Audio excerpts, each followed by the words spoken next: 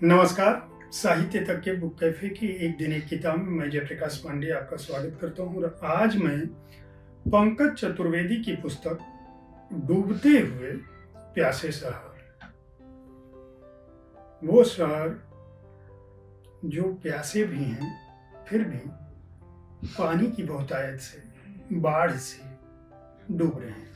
अभी पिछले दिनों आपने दिल्ली शहर में बाढ़ का भयानक रूप देखा। ऐसा रूप जो दिल्ली में कई दशकों तक देखा नहीं गया था। आखिर क्या स्थितियां हैं कि पर्यावरण इस तरह से अपना बदला ले रहा है। पंकज चतुर्वेदी गणित से एमएससी कर चुके हैं, मूल रूप से पत्रकार हैं। देश भर में घूमना और घुमक्कड़ी के दौरान पर्यावरण, पानी और प्रदूषण की चिंता करना उनका मुख्य विषय। प्रदूषण चाहे वह समाज में हो, चाहे वह राजनीति में, चाहे वह प्रकृति में, पंकज की दृष्टि बहुत पैनी होती है और वह उस पर अपना विचार रखना नहीं भूलती। लेकिन उनकी मूल चिंता का विषय पानी, तालाब और पर्यावरण है। इन विषयों पर लगभग 20,000 से अधिक लेख वे लिख चुके हैं। 7 सालों तक एक विद्यालय में सहायक प्राध्यापक रहे, उसके बाद जिला साक्षरता मिशन से जुड़े और उसके बाद राष्ट्रीय पुस्तक न्यास से जुड़े हैं। 100 से अधिक कार्यशालाएं आयोजित कर चुके हैं और कई पुस्तकों का अनुवाद किया है। बच्चों के पत्रिकाओं और बच्चों के विषयों पर जो पत्र पत्रिकाएं निकलती हैं उनमें राष्ट्रीय पुस्तक न्यास से जो पत्रिका निकलती है उसके भी संपादन का प्रभार उनके पास रहा है। और शोध परक उनकी जो पुस्तकें प्रकाशित हुई हैं उनमें क्या मुसलमान ऐसे होते हैं, दफन होते दरिया, जल मांगता जीवन, समय के सवाल, लोक आस्था और पर्यावरण, उदास नदियों की गाथा काफी चर्चित रहे हैं। ढेर सारे सम्मान उनके मिल चुके हैं। और इस पुस्तक में पंकज चतुर्वेदी दिल्ली और उन महानगरों की विडंबनाओं की बात करते हैं जिन महानगरों ने आधुनिकता और विकास के नाम पर तालाब, कूप, बावड़ियों को पाट दिया।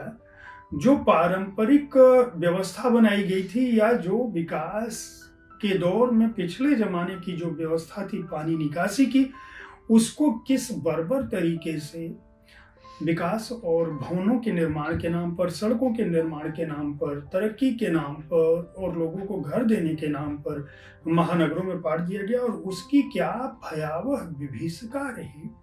किस तरह से जल संकट पैदा हुआ महानगरों में और इस जल संकट से ठीक विपरीत बरसात के दिनों में वे महानगर या वे शहर किस तरह से डूबने लगे। इस पर बहुत ही पैनी दृष्टि उन्होंने डाली है। आप अगर इस पुस्तक का कवर चित्र, आवरण चित्र देखेंगे तब भी आपको पता चलेगा कि किस तरह से इस विडंबना को, जो विकास की भयावहता से उपजी है, जो मनुष्य की स्वार्थ से उपजी है, जो इस बात से उपजी है कि मनुष्य अपने जीवन को संकट में डालने को तैयार है लेकिन वह पारंपरिक जल प्रणालियों पर ध्यान देने को तैयार नहीं है।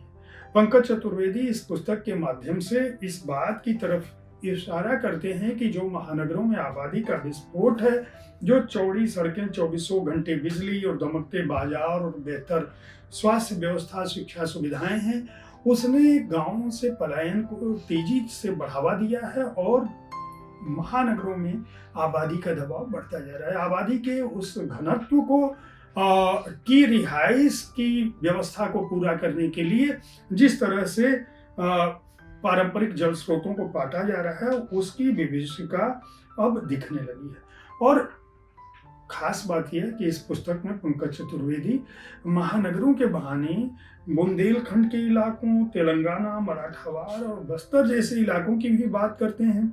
वे बुरहानपुर जैसे शहर में भी जाते हैं और यह बताते हैं कि 1615 में, वो बुरहानपुर का उदाहरण देते हैं इस पुस्तक की भूमिका में, कि निमाड़ का यह इलाका पानी की कमी के कारण कुख्यात है और 18 लाख लीटर पानी की जो व्यवस्था यहाँ पैदा की गई थी वो 1615 में की गई थी। यानी कि सतपुड़ा की पहाड़ियों में एक एक बूंद जल जमा करना और उनको नहरों के माध्यम से किस तरह से शहरों तक पहुंचाने की पुरानी जो व्यवस्थाएं थी, जो बावड़िया थी, मौसम और जलवायु का जो चक्र था, भूगर्भ और धरती की जो संरचना थी, जिस तरह से झील का निर्माण किया गया था, चाहे वह राजस्थान हो चाहे वह तमिलनाडु हो, जिस तरह से जल पर्यावरण को जीवनदायी तत्व माना गया था और यहाँ तक कि अंग्रेजी शासन व्यवस्था में भी पानी के इस संकट पर जितनी गहराई से विचार किया गया था, वह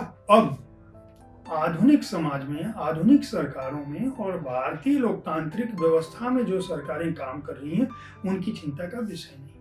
और पूंजीपति यह नहीं सोचता है कि यह बहुत ही पुरातन वक्तव्य है कि दुनिया की जो अगर तीसरा विश्व युद्ध इस संसार में हुआ तो वह पानी के मसले पर होगा, और हम पानी को ही संरक्षित नहीं कर रहे हैं, पानी की ही व्यवस्था नहीं कर रहे हैं और अपने ही पाप को झेल रहे हैं।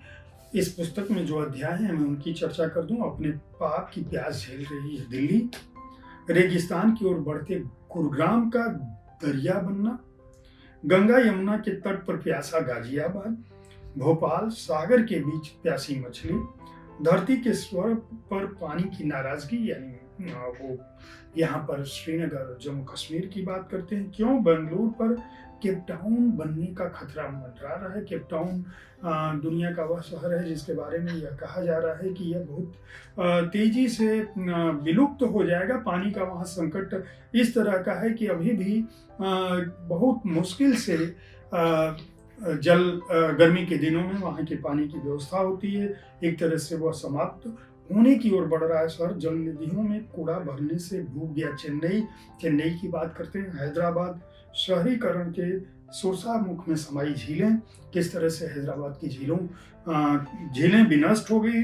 छत्तीसगढ़ राज्य बनते ही ताल तलैया चाट गया, इसकी बात करते हैं। मुंबई नदियों को डुबोने से डूबती है महानगरी, इसकी बात की है उन्होंने। और पटना की भी बात की है कि गंगा के प्रति बेपरवाही से डूबा था पटना। इन तमाम निबंधों के जरिए पंकज चतुर्वेदी मनुष्य, सरकार, प्रशासन और स्वयंसेवी संस्थाओं का ध्यान पर्यावरण की संरक्षा की ओर लाते हैं, पानी की पारंपरिक व्यवस्था को जीवंत करने की बात करते हैं और इस बात का प्रयास करते हैं कि चेतावनी के तौर पर उनकी इन निष्पत्तियों को कम से कम समाज और समाज के जागरूक लोग समझेंगे और पानी की चिंता से अपने को जोड़ेंगे ताकि मनुष्य बच सके, इस धरती पर जीवन बच सके और लोग असमय विनष्ट होने से, बर्बाद होने से बच सके। इस पुस्तक को अद्वित पब्लिकेशंस ने प्रकाशित किया है। पंकज चतुर्वेदी को इतने गंभीर काम के लिए, इतने शोधपरक काम के लिए बधाई दी जानी चाहिए। अद्वित पब्लिकेशंस को भी इस बात के लिए बधाई दी जानी चाहिए कि उन्होंने इस पुस्तक को 220 रुपए में उपलब्ध कराया है। पृष्ठ संख्या 134।